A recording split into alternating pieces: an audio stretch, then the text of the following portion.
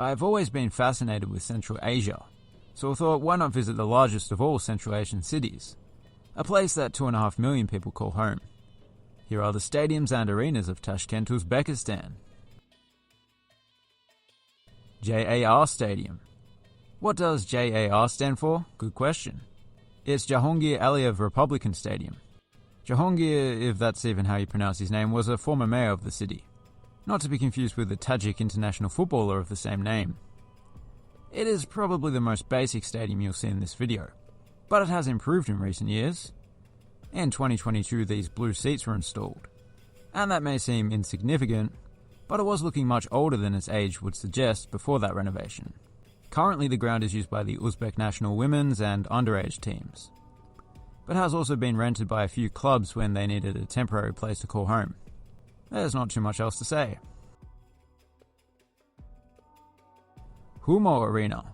In Uzbek folklore, Humo is a mythical bird, also known as the bird of happiness. Apparently the building itself was designed to resemble the bird. I guess the surrounding buildings represent the wings, maybe? Humo is supposed to bring good fortune, so if the roof ends up collapsing, you know that Humo is hogwash. The venue hosts all sorts of sports of the frozen and non-frozen variety, although ice hockey is king here.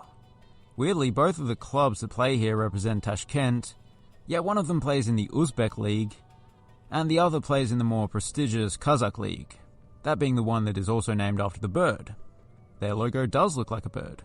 It is seemingly a fantastic arena by any standards, but I'm sure by the standards of the Uzbek Hockey League in particular.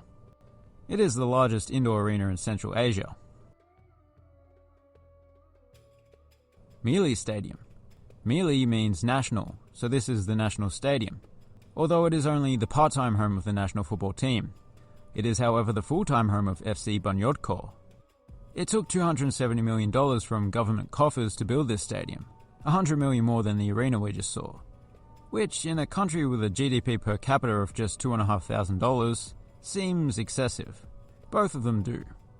One could argue that the public have benefited greatly from it.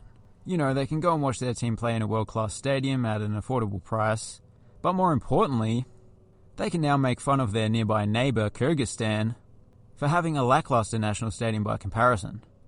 And after all, isn't that what vanity projects are all about? Poverty alleviation and healthcare upgrades are much less important. Lokomotiv Stadium. In the former Soviet countries, Lokomotiv Stadium might be the most common name for a football ground. This stadium was actually built in 2012, long after the Soviet Union collapsed. But of course the club from which it takes its name was founded, just 10 years prior. So there's no Soviet connection. Like most clubs named Lokomotiv though, it does have a real connection to the railways. This one is owned by the state-owned Uzbek Railways. And fittingly, if we head back outside for a second, the stadium could potentially be mistaken for a grand central station, helped of course by the large depictions of trains. And I guess if you really squint hard, these corner sections kind of look like an oncoming train. Paktikor Central Stadium. This is still the largest stadium in the country, but before the national stadium came along, it was the primary home of the national team. Back in the day it could officially hold 60,000. The capacity is now slightly more than half that. The national team does still play the occasional game here, as you can see. I quite like the Uzbekistan flag. Unlike the others we've seen, this ground is a remnant of a different era, when elite football clubs tolerated playing at multi-purpose stadiums where their fans were a country mile away from the field. So the owner of the club announced years ago that a new stadium was to be built on the same site. They were probably jealous of FC Bunyodkor, to be fair. But that has yet to eventuate, clearly.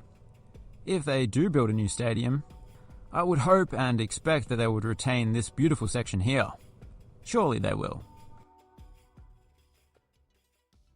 So there you have it. Time to pick a favourite. I'm gonna go with Humo Arena. It may not resemble a bird, but it's still a good looking rooster. No Humo. Consider subscribing, especially if, like me, you're interested in some of the lesser known cities and stadiums of the world.